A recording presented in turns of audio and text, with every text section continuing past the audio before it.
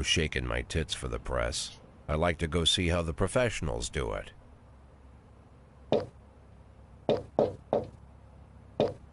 Some might say the chief of police has no business in an institution like this. But in fact, it's the quietest and safest place in town. So this is the very beginning. Any reporters, nobody gets into any fights, nobody drinks too much, nobody even raises their voice. The place is owned by an elderly gentleman who knows how to keep things under control. That's why I never invite my friends here. I wanted to make an exception for my 60th birthday, but most of my colleagues are young enough to be my sons, and they'd rather just hire prostitutes. Why stare at some boobs when you can take the whole package for yourself? But there's none of that in our club. Even looking too long is considered indecent. You can get an occasional glimpse, like by accident. The rest of the time you just pretend that you're immersed in conversation, or just come by for a drink. Doesn't mean these gentlemen wouldn't want their bald heads smothered in tits. It's just that nobody says it out loud. My younger colleagues might call it hypocrisy, but I call it the good old-fashioned manners. Good manners and leave the rest unsaid. She agrees to unbutton her blouse, and we agree not to pay too much attention. The girls are on a quiet prowl, too. They're looking for a way out of their cramped rooms. Maybe make friends with some wealthy patron with a pacemaker and dentures. Everybody wants something. But we have to control ourselves, or we'll all turn into libertines and prostitutes. Hell, if there weren't any rules, I'd be belching and farting, jumping up on the table, arms held high, yelling, "Shake it, baby!" Shake it, baby! No idea how I got so barbaric.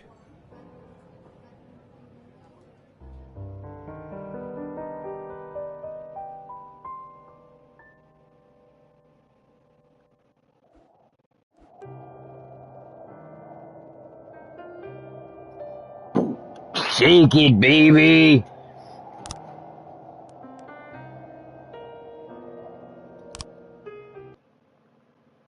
Day 5's where we're at, okay. Tired for something. Shoots pregnant woman. Officer Blaine. I thought she was a suicide bomber. Mayor. Why would a man need a barn? To store all the stuff you can't bring home.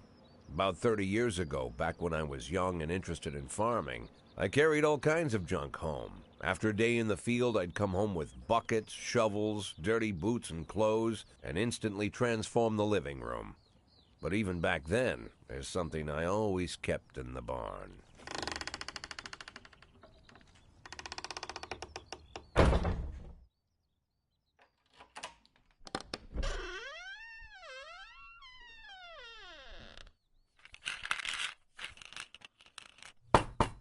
I stopped keeping my pills inside the house because every time I was about to take a triple, someone would knock on my bedroom door. Now they're knocking on my barn door. Well, fine. It's not every day that someone comes to visit your barn. In all the years we worked together, Kendrick never came to visit the house. We drank at bars, went fishing, went to the mountains, even chased off some poachers one time. But he never came for dinner with the family. We never watched football over here. And now he's brought his friends to visit my barn. I always try to look unsurprised, like it's an everyday thing to get visitors at the old barn, especially guests with their own personal bodyguards. But Kendrick is sharp enough to see he's caught me with my pants on backwards. Sorry for the surprise, Jack. We saw you from the car. Figured we'd find you in here. I'm going in for a minute, fellas. These guys will wait outside.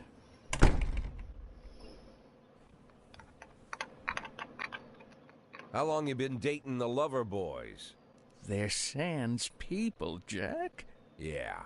So now you're appearing in public with members of the Mafia? Jack, I'm leaving tonight. More like fleeing. Jenny and I are taking the girls and making a run for it. Probably won't be seeing each other again. I've got new documents, a new name, a new life, everything new. The papers say you're still working your last week for the department. I've got to get out today. I won't be getting another chance.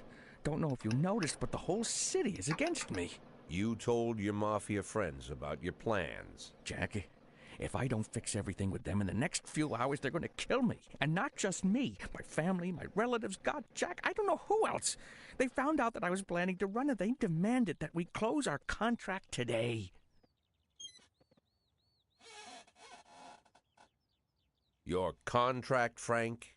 Really? Is that how you talk now? Maybe you should call in the lawyers to straighten all this out. Now is not the time, Jack, please. I have a commitment to them until the end of the year. They need an inside line at police headquarters. I can't just give them back the money. That's not how the mafia works. If I can't find someone I can trust tonight, I'm dead. You know me, Jack. I wouldn't ask you if I wasn't afraid they'd cut my daughters to pieces before sunrise. He's the damn fool who puts his daughters in the crosshairs in the first place. Anyone in my place would have dressed him down good. But I didn't want to pile it on. Fate's already got this guy's soul in the grinder. Give him my phone number and tell him it's done. Don't call me. Don't come to work today. I don't want to see or hear from you again. Time for you to go. Jack, Get the fuck out of my nice cozy barn, Frank.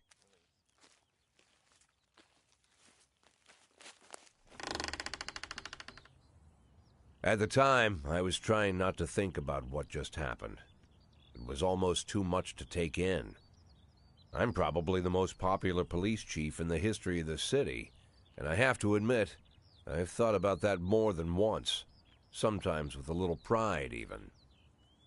In one of the features they wrote about me in the papers, they said it pretty plain. He catches the criminals.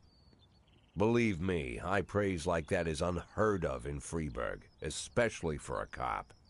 And here I am, the person who catches criminals, and I've agreed to help the mafia, or I'll come home to a bag stuffed with my kids' body parts. Right before the last hammer falls. Hey, remember that cop who caught criminals? It turns out he was a mafia bitch. And all for the sake of a greedy, corrupt cop who should have fled the country years ago. That sound right to you?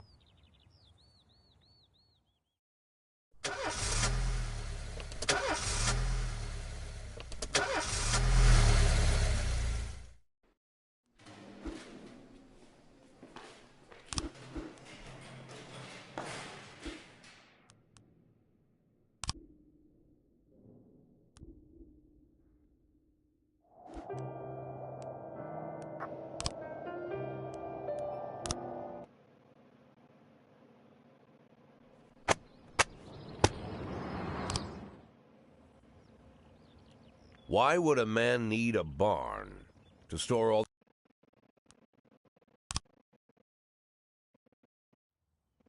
I'm not gonna lecture you, Frank.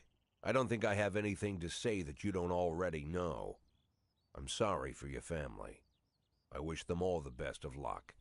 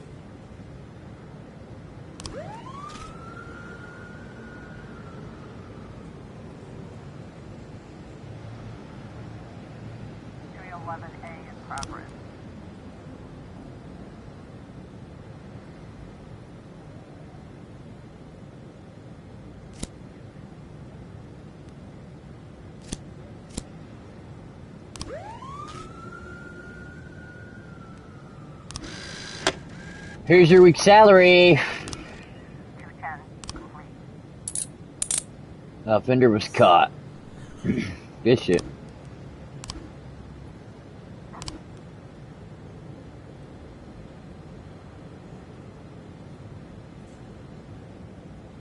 We've got a situation here.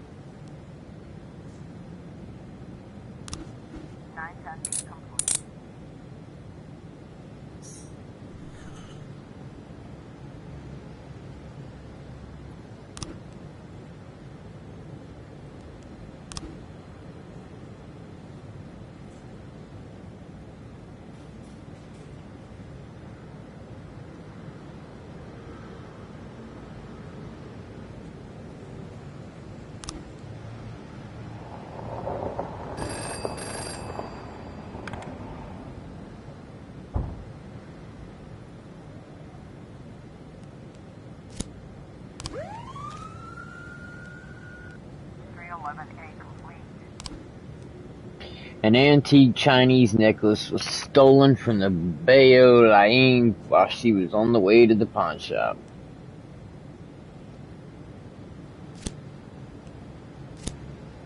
In progress.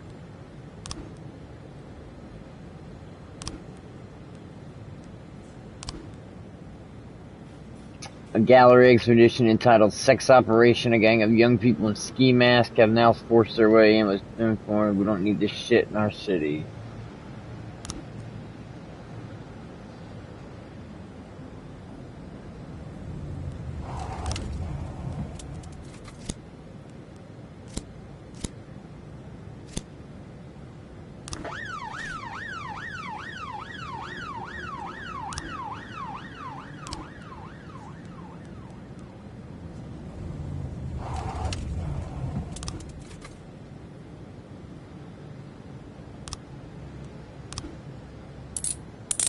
All right.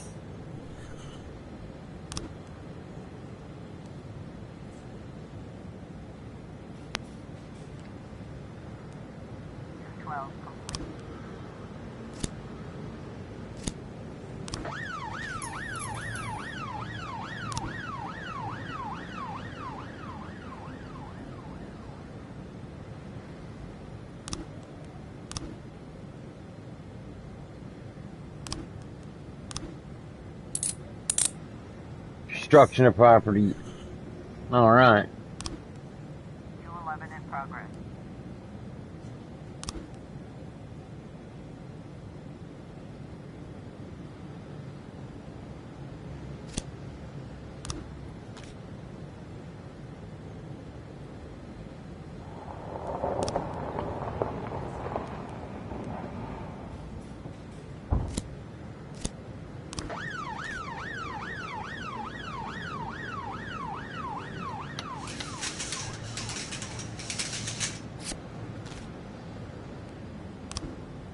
Wow, we did it. We won.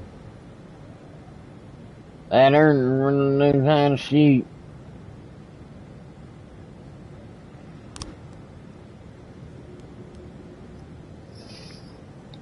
All right.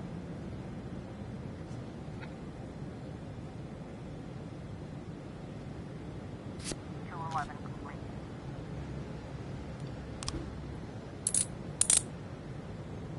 Hell yeah.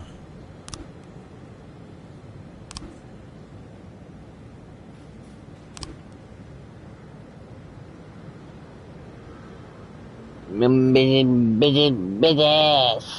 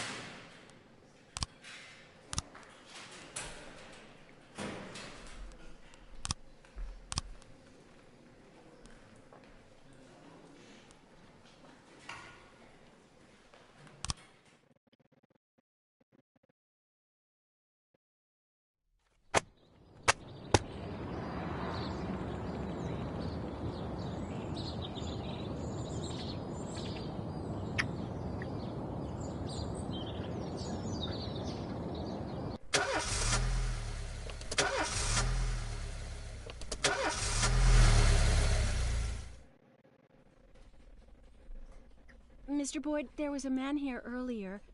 He left you this. A man? What man? Who let him on this floor? I don't know. I've never seen him before. I asked him his name, but he just ignored me. He was talking on a big telephone, you know, one of those portables. He gave me this envelope and left. Damn. Okay, let's see about this.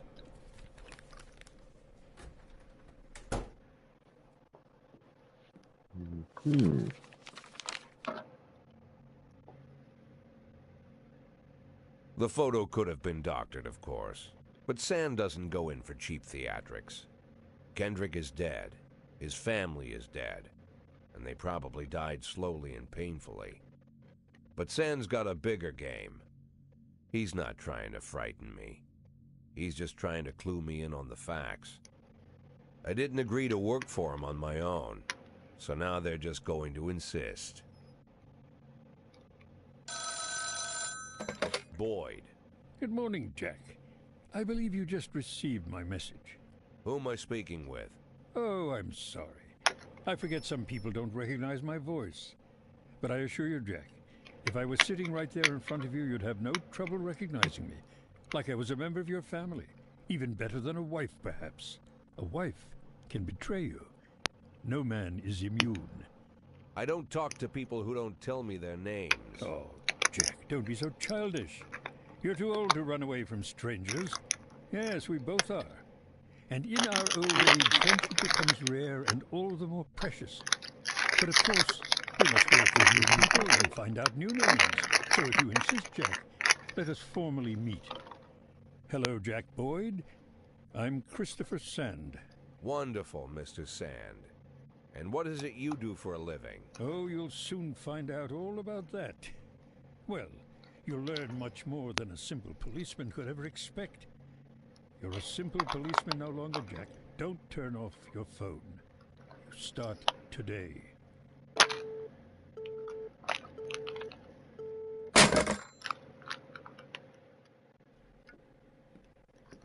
Eight in 10.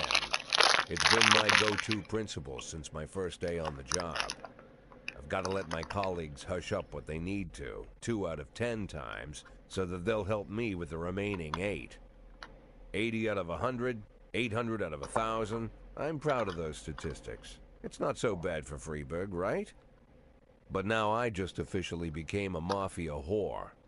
I'm supposed to be fearing for my life, for the lives of my wife and children. The only thing I can think, what's going to happen to 8 and 10?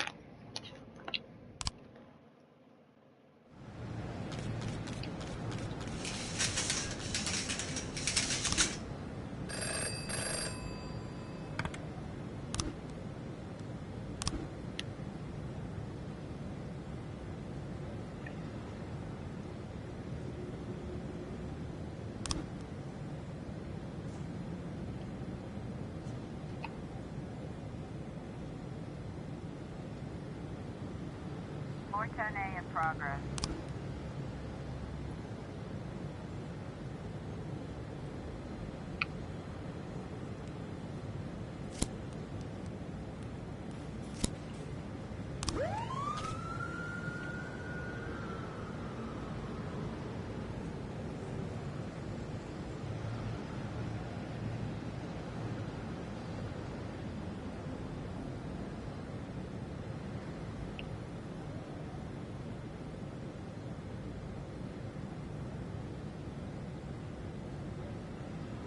A complete.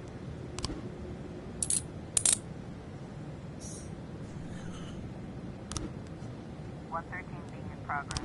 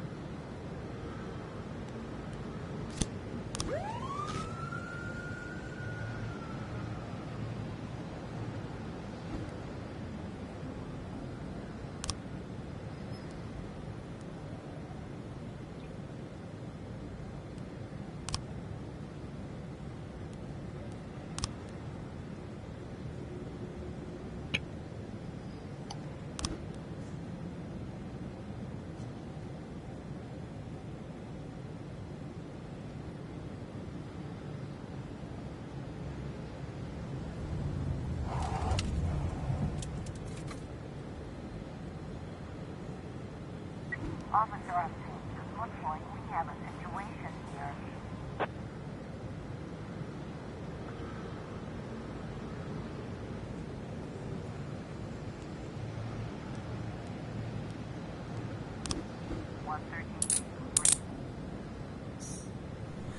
Nice.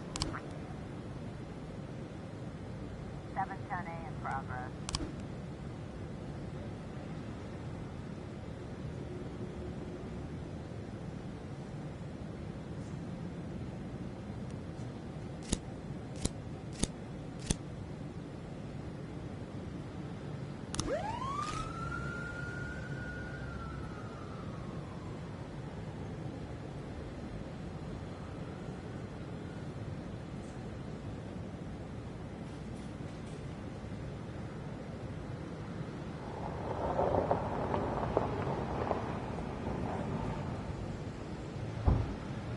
911 and 710A.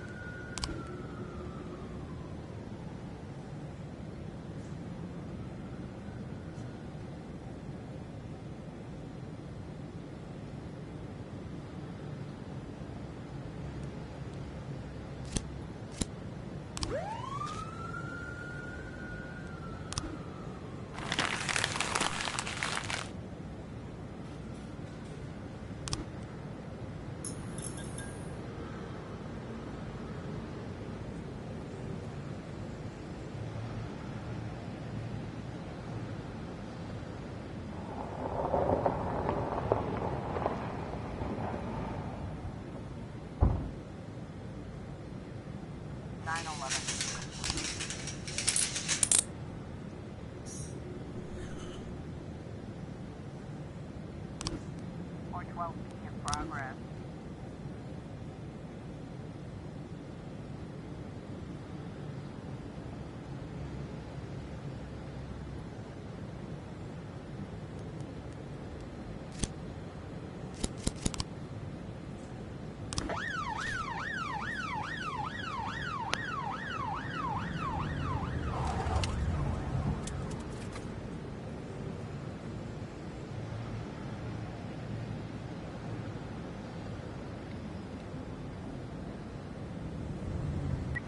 Got a situation here.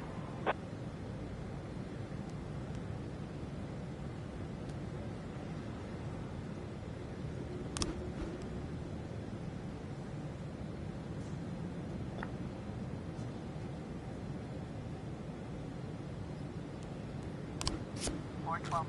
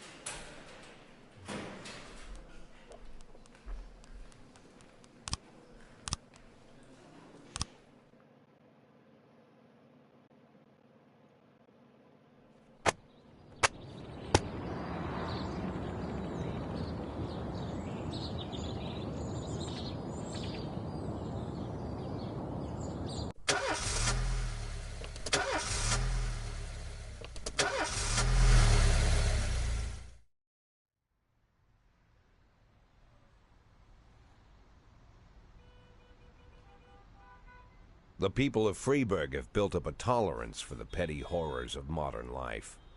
You'll never see crowds gathering around a beaten passerby, Folks rarely even slow to gawk at a car accident. And street theft doesn't turn heads anymore. Been a long time since people got worked up about stuff like that. So when I ran into a troubled crowd on the way to work, I knew there was something serious going on. Something bad enough to knock these people out of their daily rhythm. And we're talking about people who would step over a corpse if it was blocking the door to the coffee shop. But apparently all it takes is a bunch of leaflets, or spreading broken glass across Main Street, or releasing a couple of hundred rats in the ice arena. The mysterious figure taking responsibility for these strange acts goes by the alias Robespierre. Nobody knows who he is, what he wants, or what all this adds up to, from the buckets of lard spread on the sidewalk to the front door of City Hall covered with ostrich feathers. But this strange cross between childhood pranks and cheap theatrics has got the people all worked up. Everyone understands when some Freeburg crook satisfies the basic human need to rob and kill. But when someone steals a lion from the local zoo and locks him in a cell below the courthouse, the people start asking questions. Myself, I kind of like this Robespierre. It's not just the pranks he's pulling or his green bull's head emblem. I just like his funny nickname. Robespierre? Really? Who does that make me? The Marquis de Lantenac? I don't think so. In the old books about revolutions, I fancy myself the old gunner who goes off to war with a bag of damp powder. Or maybe the innkeeper who tops up the beer kegs with mop water. It's something to think about.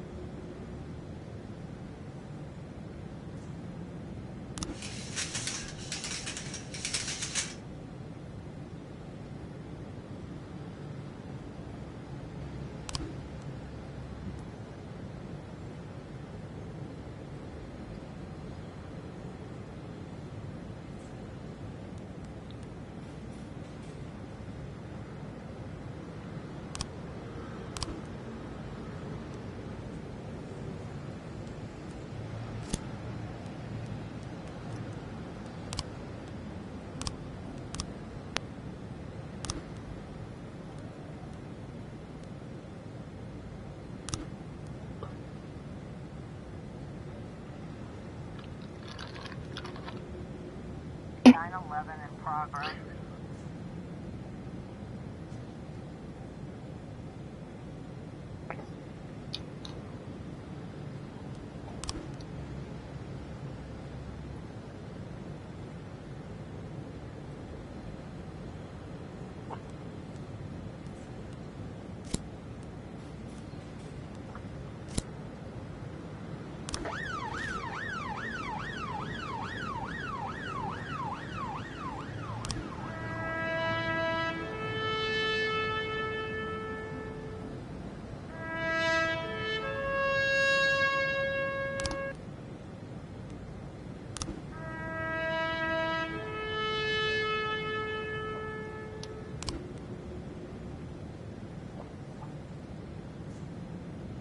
410A in progress.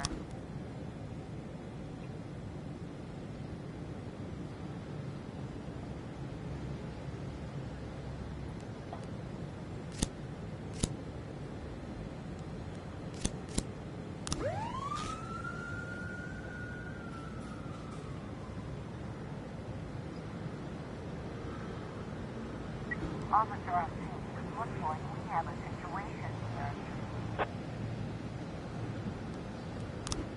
911.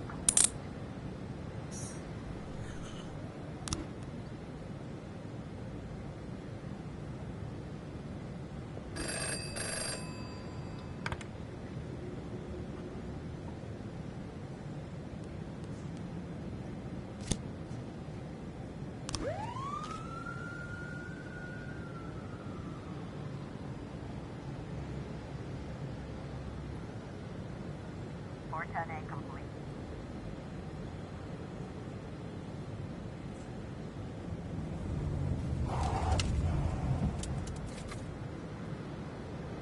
Four 12A in progress.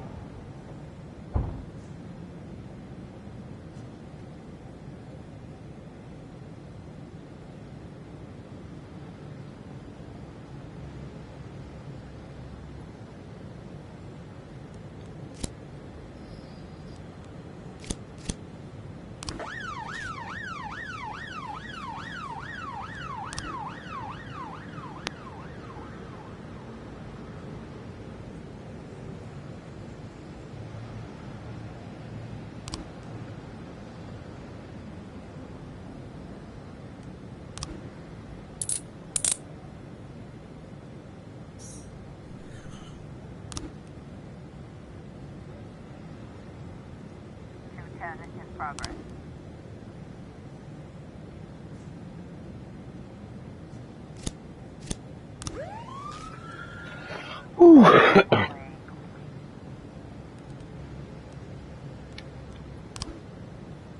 Chief, we held Oregon thing. Attention for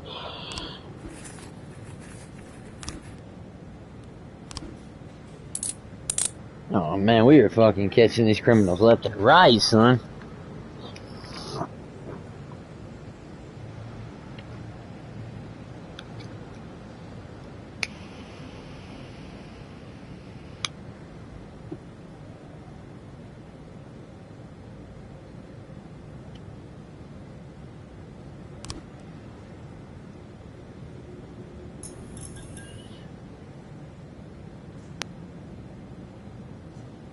Officer on scene. It looks like we have a situation here.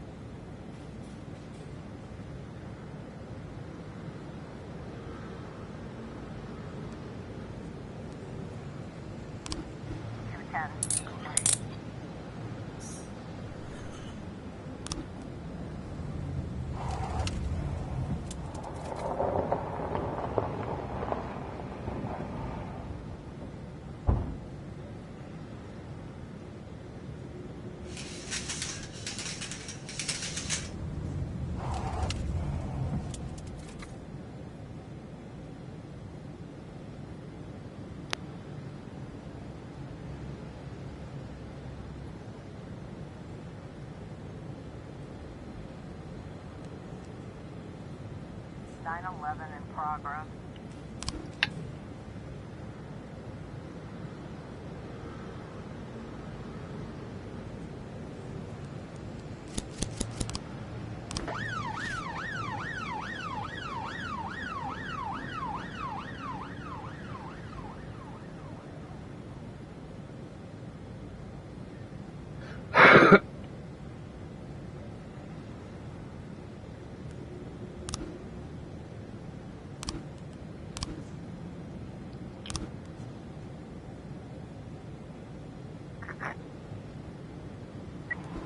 I was trying to raise 10-1, Sergeant Softspot.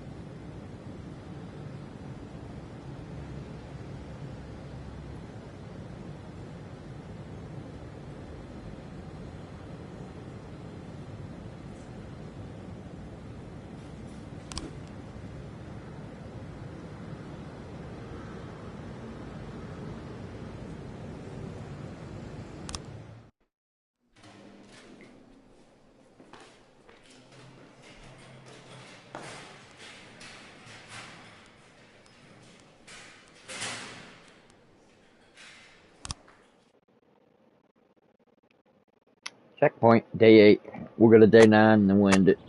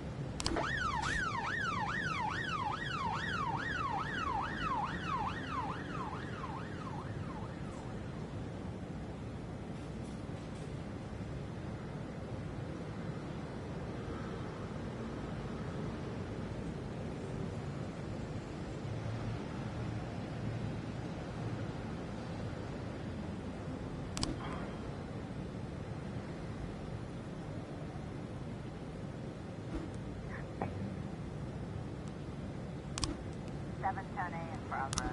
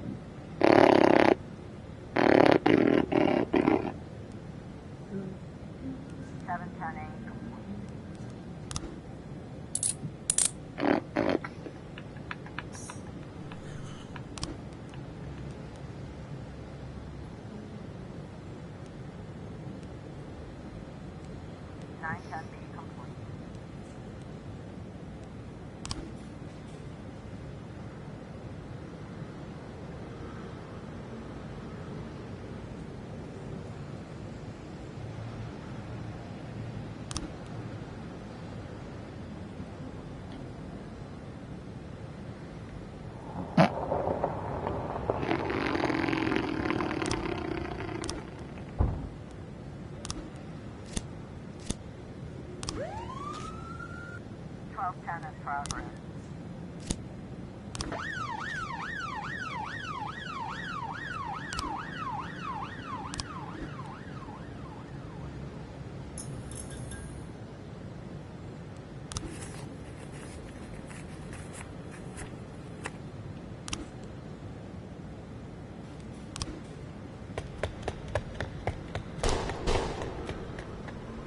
Jesus.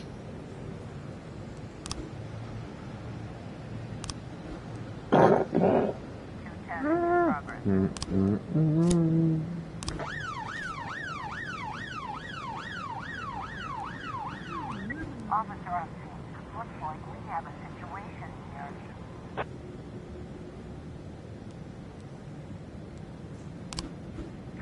complete.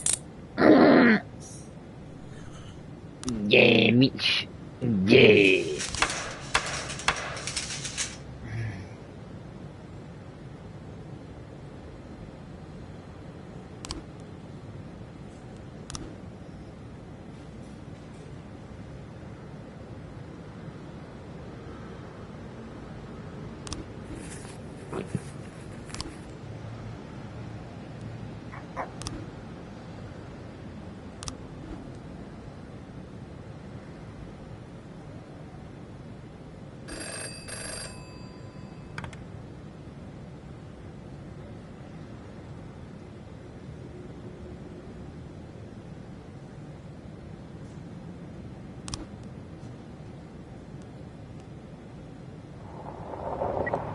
I was trying to raise 10-1, Sergeant Hot Spot.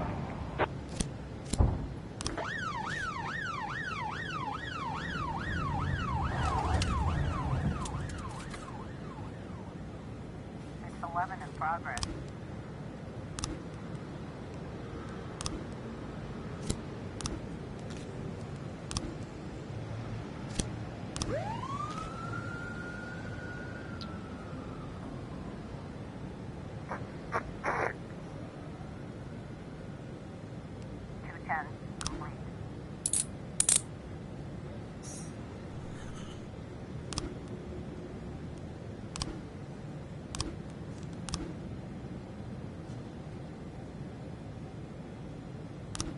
Jesus.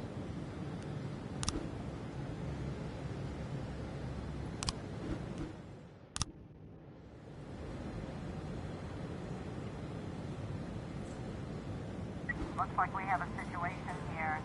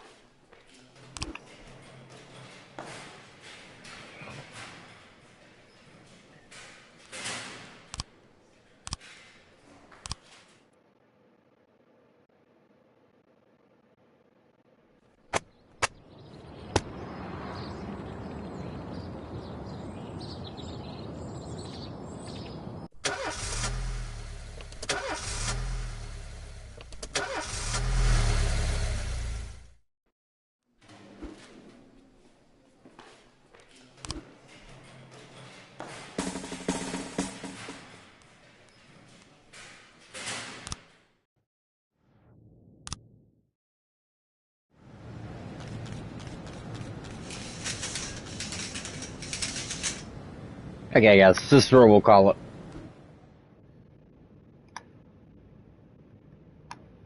Don't forget to subscribe. We will be back with more After Dark on TitoMan.TV. March Madness After Dark Gaming.